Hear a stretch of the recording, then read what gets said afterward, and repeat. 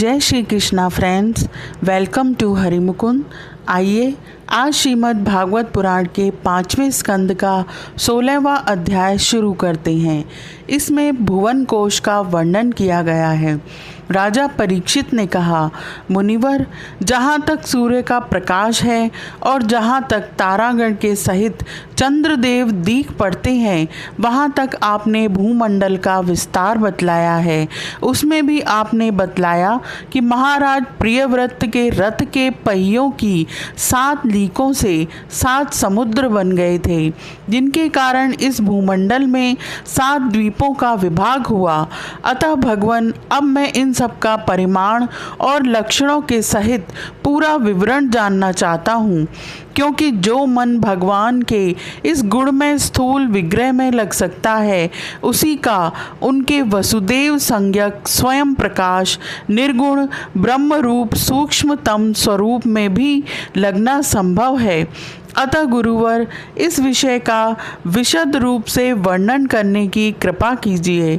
श्री सुखदेव जी बोले, महाराज, भगवान की माया के गुणों का इतना विस्तार है कि यदि कोई पुरुष देवताओं के समान आयु पाले तो भी मन या वाणी से इसका अंत नहीं पा सकता। इसलिए हम नाम रूप परिमाण और लक्षणों के द्वारा मुख्य मुख्य बातों को लेकर ही इस भूमंडल की विशेषताओं का वर्णन करेंगे। यह जम्बू द्वीप जिसमें हम रहते हैं, भूमंडल रूप कमल के कोश स्थानीय जो 7 द्वीप हैं, उनमें सबसे भीतर का कोश है। इसका विस्तार 1,00,000 योजन है और यह कमल पत्र के समान गोलाकार है। इसमें 9,000 हजार योजन विस्तार वाले 9 वर्ष हैं, जो इनकी सीमाओं का विभाग करने वाले 8 पर्वतों से बटे हुए हैं। इनके बीचों बीच इलाव्रत नाम का 10वां वर्ष है, जिसके मध्य में कुल पर्वतों का राजा मेरु पर्वत है। वह मानो भूमंडल रूप कमल की कर्णिका का ही है। वह ऊपर से नीचे तक सारा का सारा सुवर्णमय है और 1,00,000 योजन ऊंचा है। उसका विस्तार शिखर पर 32,000 और तलैटी में 16,000 योजन है, तथा 16,000 योजन ही वह भूमि के भीतर घुसा हुआ है, अर्थात भूमि के बाहर उसकी ऊंचाई 84 योजन है। इलाव्रत वर्ष के उत्तर में क्रमशः नील, श्वेत और श्रृंगवान नाम के 3 पर्वत हैं, जो रम्यक, हिरण्मय और कुरु नाम के वर्षों की सीमा बांधते हैं। वे पूर्व से पश्चिम तक खारे पानी के समुद्र तक फैले हुए हैं। उनमें से प्रत्येक की चौड़ाई 2,000 योजन है तथा लंबाई में पहले की अपेक्षा पिछला क्रमशः 10 मास से कुछ अधिक कम है।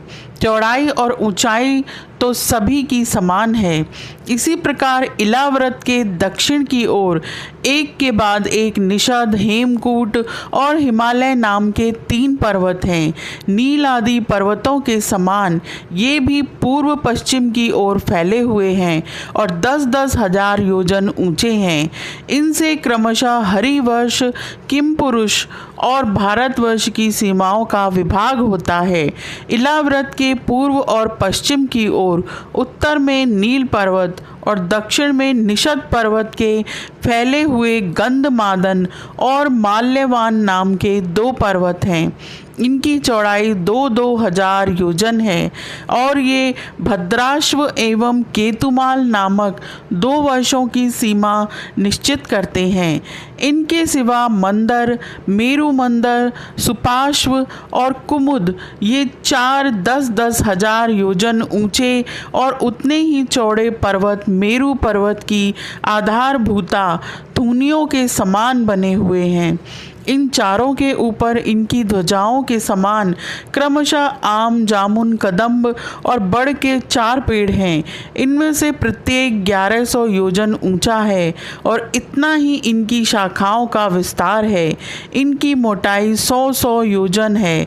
भरत श्रेष्ठ, इन पर्वतों पर 4 सरोवर भी हैं, जो क्रमशः दूध, मधु, ईख के रस और मीठे जल जल से भरे हुए हैं। इनका सेवन करने वाले यक्ष, किन्नर आदि उपदेवों को स्वभाव से ही योग सिद्धियां प्राप्त हैं। इन पर क्रमशः नंदन, चैत्ररथ, वैभ्राजक और सर्वतोभद्र नाम के 4 दिव्य उपवन भी हैं। इनमें प्रधान प्रधान देवगण अनेकों सुरसुंदरियों के नायक बनकर साथ साथ विहार करते हैं। उस समय गंधर्व आदि उपदेवगण इनकी महिमा का बखान किया करते हैं। मंदराचल की गोद में जो 1100 योजन ऊंचा देवताओं का आम्र वृक्ष है, उससे गिरि शिखर के समान बड़े बड़े और अमृत के समान स्वादिष्ट फल गिरते हैं। वे जब फटते हैं तब उनसे बड़ा सुगंधित और मीठा लाल लाल रस बहने लगता है। वही अरुणोदा नाम की नदी में परिणत हो जाता है। यह नदी मंदराचल के शिखर से गिरकर अपने जल से इलाव्रत वर्ष के पूर्वी भाग को सींचती है।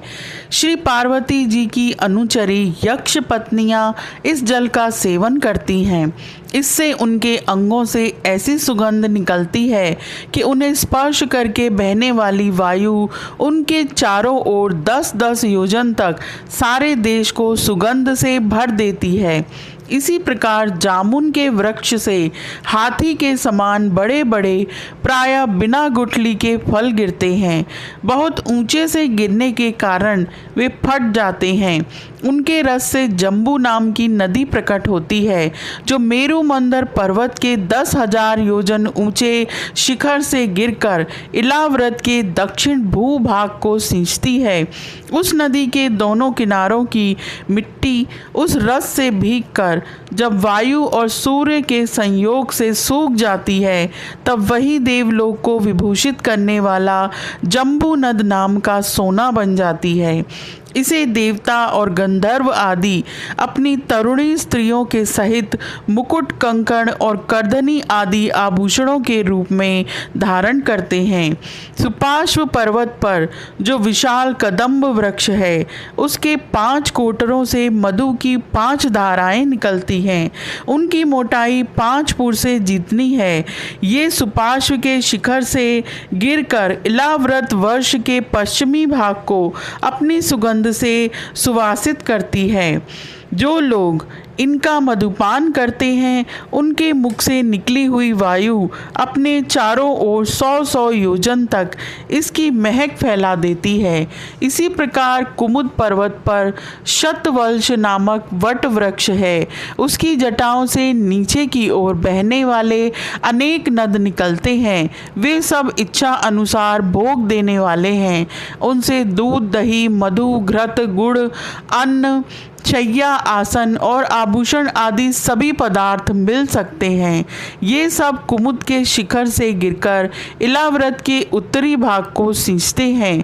इनके दिए हुए पदार्थों का उपभोग करने से वहाँ की प्रजा की त्वचा में झुर्रियाँ पड़ जाना, बाल पक जाना, थकान होना, शरीर में पसीना आना तथा दुर्गंध निकलना, बुढ़ापा, रोग, मृत्यु, सर्दी गर्मी की पीड़ा, शरीर का कांतिहीन हो जाना तथा अंगों का टूटना आदि कष्ट कभी नहीं सताते और उन्हें जीवन पर्यंत पूरा पूरा सुख प्राप्त होता है। गाजन कमल की कर्णिका के चारों ओर जैसे केसर होता है, उसी प्रकार मेरु के मूल देश में उसके चारों ओर कुरंग, कुरर, कुसुम्भ, वैकंक, त्रिकूट, शिशिर, पतंग, हंस, ऋषभ, नाग, कालंजर, नारद आदि 20 पर्वत और हैं। इनके सिवा मेरु के पूर्व की ओर जठर और देवकूट नाम के 2 पर्वत हैं, जो 18-18 हजार योजन लंबे तथा 2-2 हजार योजन चौड़े और ऊंचे हैं। इसी प्रकार पश्चिम की ओर पवन और पारियात्र, दक्षिण की ओर कैलाश और करवीर तथा उत्तर की ओर त्रिशृंग और मकर नाम के पर्वत हैं। इन 8 पहाड़ों से चारों ओर घिरा हुआ सुवर्णगिरी मेरु अग्नि के समान जगमगाता रहता है। कहते हैं मेरु के शिखर पर बीचों बीच भगवान ब्रह्मा जी की सुवर्णमयी पुरी है, जो आकार में समचौरस तथा करोड़ योजन विस्तार वाली है। उसके नीचे पूर्वादि 8 दिशा और उपदिशाओं में उनके अधिपति इंद्र आदि 8 लोकपालों की 8 पुरियां हैं। वे अपने अपने स्वामी के अनुरूप उन्हीं उन्हीं दिशाओं में हैं तथा परिमाण में ब्रह्मा जी की पुरी से चौथाई हैं। यह अध्याय यहीं समाप्त होता है। आज के लिए इतना ही।